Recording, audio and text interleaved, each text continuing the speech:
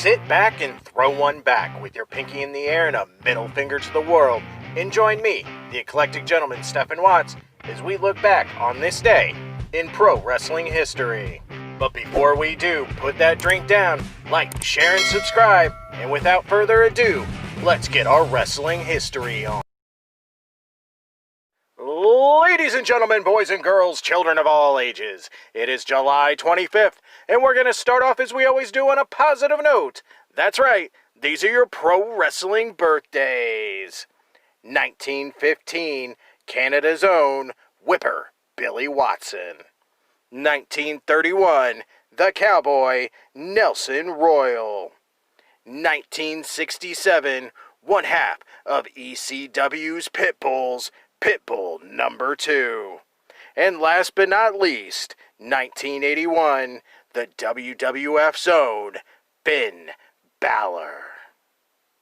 And we're going to keep that positivity train a-rolling. That's right, these are your pro wrestling history highlights for July 25th.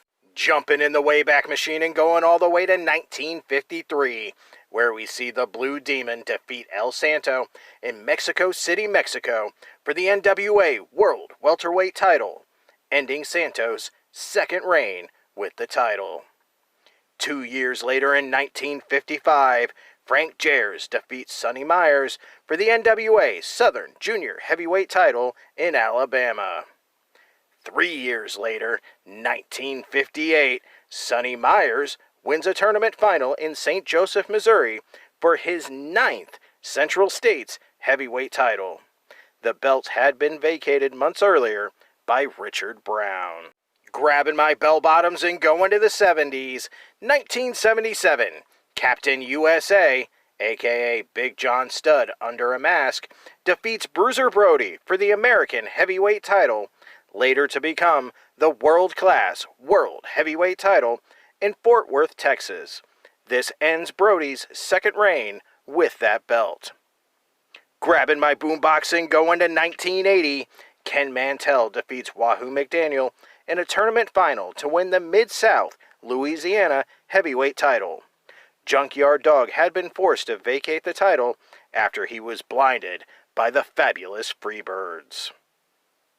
Moving to 1983, Jimmy Garvin defeats Kevin Von Erich in Fort Worth, Texas, to win the American Heavyweight title. The title had been held up following a controversial no contest between the two on July 11th. This ended Von Erich's 4th run with that title.